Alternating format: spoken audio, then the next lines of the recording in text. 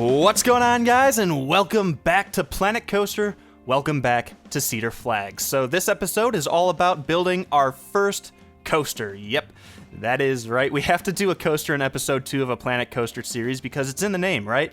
Anyway, we are going through and building our first wooden coaster in this one, and I figured wooden coaster is where you gotta start, right? But it's kind of my philosophy. Anyway, we have to start, though, with the terrain forming. So this, once again, this goes back to the first episode of this series. I'm still getting used to the tools in this game, and the terraform tool is definitely something that I had to get used to. Honestly, I haven't really used it all that much throughout the alpha and beta, but yeah, there's a couple little tweaky things in here, and as I go through this series, if I find things that kind of help me out, I'm going to try to share it with you. So the one thing that really confused me at first was the flattening tool. I was trying to flatten to surface, and it flattens it however like the cursor is facing. So if you flatten straight up a side of a mountain, it'll just draw flat up. And a lot of the times I was trying to get a nice like flat horizontal plane, and apparently using the flatten to foundation tool is really good for that. I always figured that that was to the ride foundation, but apparently not. Anyway, we're going through and starting to build the coaster now, and like I said before, it is a wooden coaster, and I haven't mentioned, though, that I need you guys in this series to help me out with the naming of all of the coasters. Now, I'm actually really bad at naming coasters for whatever reason. I have like a couple go-to ones, but I'm not very creative in coming up with new names. So I'm looking for you guys to name this coaster in the comments, and then I think after we name this, I might make its own like separate like promotion video. That could be kind of cool, but we'll get into that when we get into that. So you're gonna watch me now in the time lapse do the coaster creation, and I actually cut out a lot of this time spent creating this. Now, I don't want to, when I do these episodes, I don't want to cut out like major parts of the creation process. So you guys are gonna watch me, and you're gonna see the coaster kind of go through several iterations, I guess. You're gonna see the entire process kind of take shape, but I cut out a lot of the like just going through and watching the coaster run and watching the live ratings on the right side of the screen and just kind of tweaking little things using the smooth tool.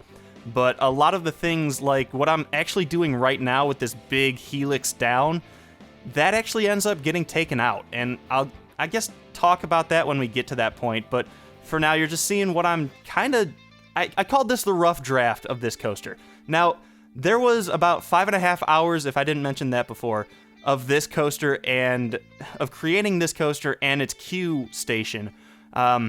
Yeah, lots of time, lots of separate sessions, actually. So I think I rough drafted this coaster, and then I kind of put it down, I quit the game, and then I came back and I just kind of, with a fresh mind, got into it and redid little parts here and there. And in the end, it comes out really great. I'm proud of this coaster where it ends up, but you can see right now I'm actually taking out the big helix there. But yeah, it's just, this game, it's very overwhelming at times, so I figure if you try to get something down and then you just kind of leave it there and just kind of go away from it for a while, you can come back and have more of like a fresh mind, and it's been helping me tremendously throughout this series so far, even though it's a pretty short-lived series. There's not that many things going on here, but yeah, so okay, let's talk about the coaster a little bit. Wooden coasters, typically, they're designed more up and down, not a lot of inversions, obviously, but I didn't really keep that in mind with all those helixes that I put through this in the beginning there. I don't know. I guess this game, you have to kind of design each coaster as it's supposed to be built, which is great, and it's kind of unique to this game, I think. I don't know. I don't really think that Roller Coaster Tycoon really cared all that much about that. Like, you could put a crazy looking wooden coaster in Roller Coaster Tycoon, and it was like, yeah, that's great. But this game, if you do a bunch of crazy turns and like sheer drops and stuff, it's gonna be like, that's not a great wooden coaster. But yeah, eventually I cut out a lot of things, like that other helix that I just put in ends up leaving as well. And you can see the heat maps now. Really have to pay attention to that kind of stuff on in this game, which is actually really cool. I'm still, as I go through this series, I'm still trying to learn the coaster builder and all of that stuff. So this game is completely new to me, as it is with probably a bunch of you guys, and yeah, I want to give you guys tips as I go through, and I did watch Silver Rat, who is a beast at this game. He's a legend already, but he has like this Planet Coaster College series that he's doing, and the first one was on wooden coasters, so it definitely helped. I was gonna do a wooden coaster before I watched that video, but it definitely helped, and the timing was right, so it helped me in designing this coaster, and you guys should check it out too. Go subscribe to him. He's great at this game. Anyway, we're doing some more terraforming. The coaster is pretty much, I think, in its final state at this point, and of course we'll do the POV and the on-ride stuff at the end of this episode, but we're just going around and doing some terraforming and terrain stuff. Yeah, I didn't really want anything in the middle of this coaster, so I ended up going through and putting a bunch of like hills and cliffs and stuff around the inside of this coaster, just because I knew we weren't actually going to use it for anything like shops or other rides. So I do want to kind of keep the guest experience in mind as we go through this series. That's one really big thing for me in this game, is just how would the guests, I guess, view the park, even from like ground level? How would they look at it? What looks good? And if you go to a real theme park, there's a lot of that like behind the scenes. Like there's a lot of times when you're looking at a ride and you can't see the mechanical sides of things because they're all hidden away under like a tree or behind a fence or something. It's all very meticulous, and it's really cool to, I guess, go in there with that kind of mindset. But you'll notice that in parks, and that's one thing that I really want to like pride myself on in this series, is kind of that guest experience. Anyway, right now we're going through and starting to build the Q station, and right now you can see all the brick. This is a very, very interesting kind of spot to be in, because there's not much in the park right now, and the brick that I actually have now, it's not great for this coaster. It's not a good fit, I don't think, so we end up deleting a lot of it and then going through and placing some wooden kind of walls. But I guess from like a outsider's perspective, this could look kind of strange because of the proximity to the entrance. And right now, there's not much differentiating these two kind of areas of the park. And I guess a big part of that is the entrance area has nothing really going on just yet. So that'll probably be our next episode, of just going through and kind of getting some shops laid out and some stalls and stuff and a bunch of that kind of stuff near the entrance, and then maybe placing one or two flat rides. I don't know, maybe just one. I don't think we're going to be placing that many rides per episode, but yeah, right now there's not a lot of like space or anything to really take these two themes, I guess you could say, and separate them. So we're going to be focusing on that in the next episode. Although all that said, I don't think this comes out strange or all that weird, so you guys will see in the live portion of this video. So the building that we're putting up is kind of like a barn concept. It's like an open barn. I mean, at one point I tried to close it all off, and then I actually ended up trying to go in and get the queue path to kind of work out in the inside of this building, and it really just wasn't working out for me. So, like I said, I put the game down, I saved, I quit, I came back, and I think you could probably see by the change of the day-night right there that I come back and I just kind of make one alteration, and that is delete the one wall here. And in the end, that it worked so well with this, because now you can see, like from the path, the guests can see the station and see the people getting on and off the ride, people enjoying themselves, and then hopefully that'll entice guests to get on the ride. So that's kind of that psychology factor. But right now you're seeing me meticulously place a bunch of cross braces on the wood beams that are connecting up to the ceiling, and it's the little details like that that are really gonna set this game apart from something like City Skylines. If you pay attention to each and every small detail in this game, that's how people are gonna like look at your work and be like, oh, that was a great job. So that's kind of what we're focusing on, and you're gonna see that more after we get the queue kind of laid out here. But right now I'm going through and kind of doing some terrain editing, because I do want to make a fairly long queue here, and honestly, I haven't really played this game that much to know if this queue is going to fill up with people, but for some reason, I've always loved putting long queues for rides down and then having people just waiting in this huge line.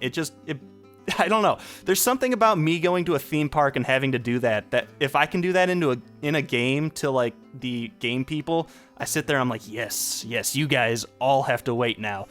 But it also shows that people are willing to wait for a ride that you've created. So that's pretty cool.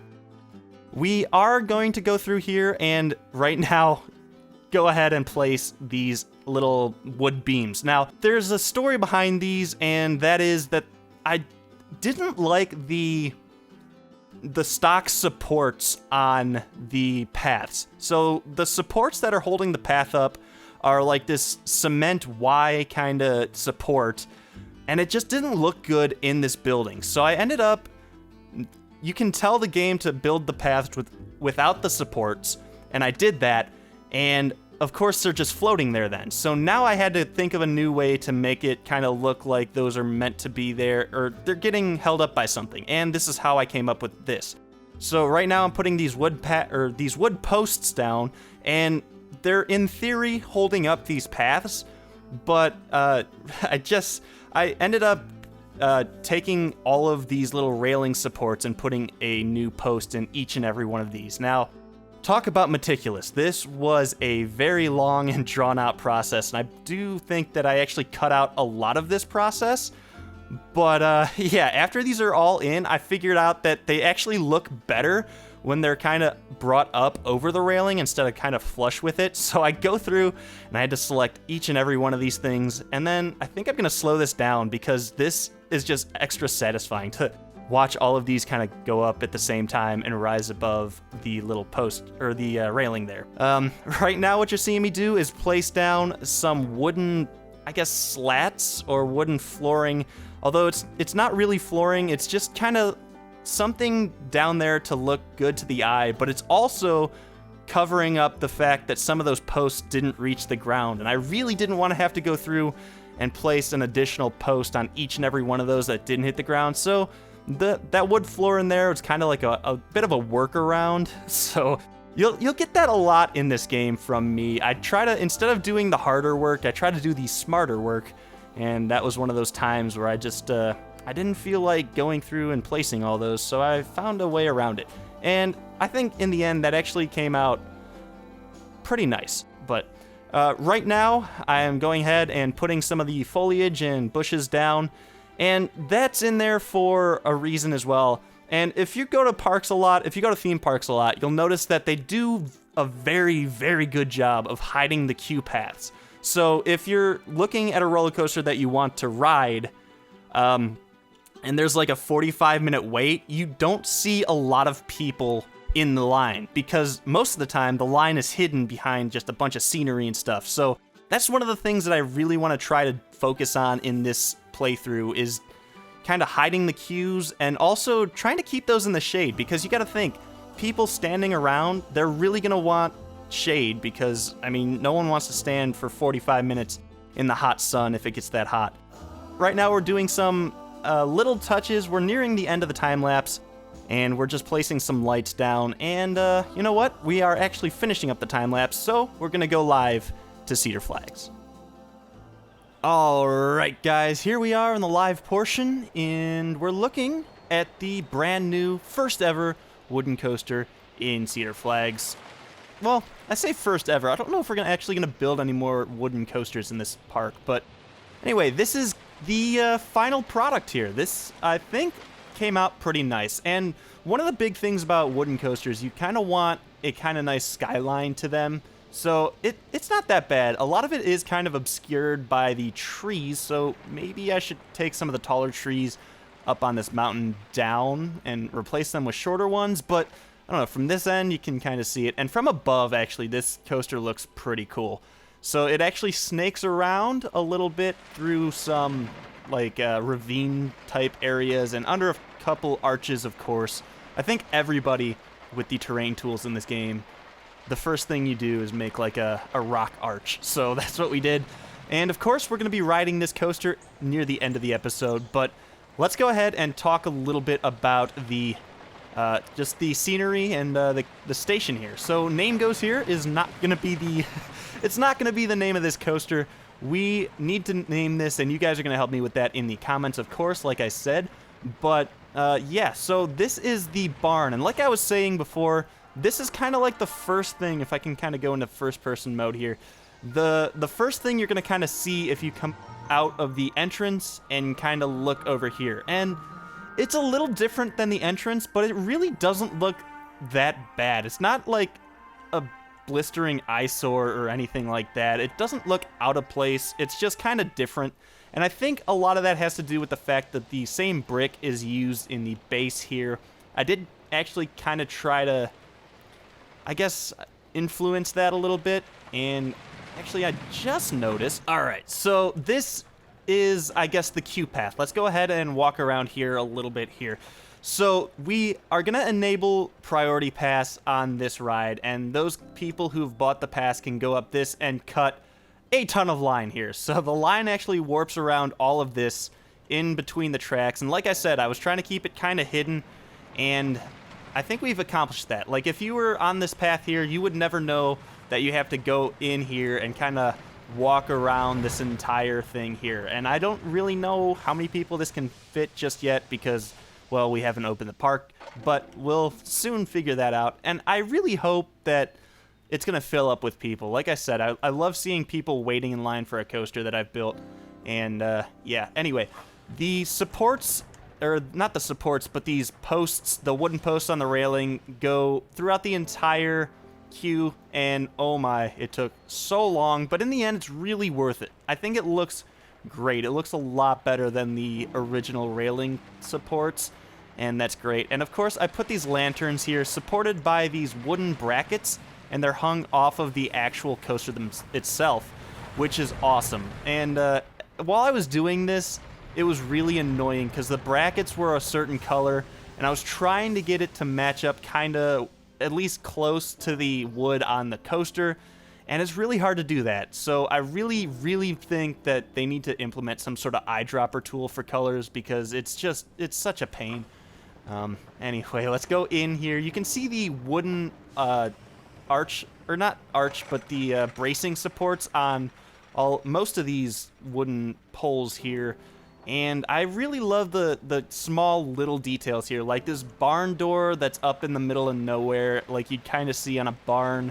But when you go in, it's really, you kind of forget about it as you go into the building, and it really isn't doing anything there. And then, of course, the roof over the track, even beyond the station. It's a really interesting, kind of cool touch that just, it looks awesome. And, of course, if you go in here, and hello, don't mind us. If you come in here, you can see the arch that or not the arch, but the beam with the supports that I've kind of placed in here. It's just little details like this that you're never going to see when you're zoomed out, but if you zoom in and you see that, it's gonna make an entire huge difference in the way your park looks. Let's talk about the coaster a little bit now. We're gonna actually check out the test ratings here, and I really struggled to get all of it into the green. So it was, as you saw, there were a few iterations, a couple elements that I actually removed from the coaster altogether, and sometimes simpler is better, and these are the results here. So we, in the end, have a length of 3,200, almost 3,300 feet, and of course I'm in feet because I'm an American, and that's the only thing I really know. So convert that to meters if you want. The max speed on this coaster is 63 miles an hour. The average speed is, I guess, 26. So, I don't know if you can take much away from the average speed here. It's not that fast of a coaster, but what it does have are a bunch of lateral Gs and upward Gs. And it's just a really, I guess, simplistic, but really, I guess, great wooden coaster experience, and you're gonna see that when we hop onto this. But before we hop onto it, let's check out the heat maps a little bit here. So the excitement, of course, as you're going up the hill, it's all red. I don't know if I like that in this game. I think going up a hill on a roller coaster can be kind of exciting, so maybe that should be looked at in a patch. I'm not sure. But there's things like this turn, or yeah, the first big, I guess, no, the second big turn here. it's a big overarching dipping turn, and I personally thought it was a really cool turn when I was building it, but apparently it's not that exciting. And I think that has to do with the fact that I guess wooden roller coasters in this game, you don't really have, it doesn't fit the mold, I guess you could say. But we're looking at the fear now, and there's certain elements and certain spots that aren't so fearful, I guess you could say. But for the most part, it's pretty good, and nausea is a big thing where you don't want a lot of it, but a little bit of it is good enough, or it's tolerable for this game. So there's certain elements like this big airtime hill here. It's kind of nauseous, and of course some of the little double down and stuff over here, a little nauseous, but not that bad. So I think that's pretty much it. So I know what you guys are all waiting for. So let's go ahead and hop on a coaster. We'll get this one as it comes back into the station here. I guess let's just hop in here and we're gonna ride this coaster. So I guess I'll explain a little bit of what I've done and a little bit about the track as we go through it here. This isn't gonna be like a just hop on and ride kind of video. I do plan on doing that in another separate video when we get the name kind of figured out for this coaster here. So of course, we're going up the big hill. I think it's a 150-ish foot high, foot tall, rather, hill. And of course, it sends us down into that about 63 mile an hour drop. And it's a pretty decent coaster. I really love it. I'm really looking forward to seeing people use it, like I've said multiple times now. But we go over the first hill here, and we have this little silo here, dropping some dry ice on the tracks. It's pretty awesome. And then we go over the big hill, back into the second largest drop here, and then of course we come up to the first turn. Now these turns, like I said, aren't very great for ratings on a wooden coaster, but this turn right here I really enjoy. Pretty cool. Right into a nice head chop there, and then of course we have another head chop and a big swerve here. I don't really know what else to say. The big double down here. And then, of course, we're heading back to the station. Now, the back to the station part was pretty flat in my first try at this coaster, but I added a couple small little hills that we just went over, and it made a huge difference. It was pretty boring in my first try at this coaster, but that small little addition there really helped out. These couple hills right here. But actually, before we wrap this up, I do want to switch this over to nighttime, because you can now see, if I deselect the coaster, what this looks like at night. And you know what? We might actually ride this again in the dark.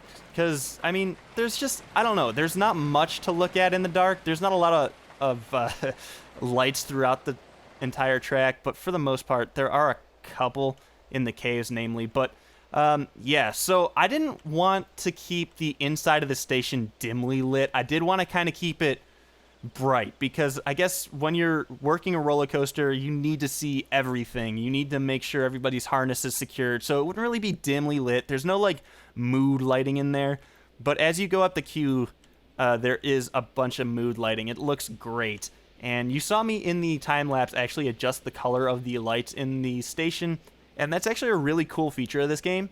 But yeah, I don't know what else to say.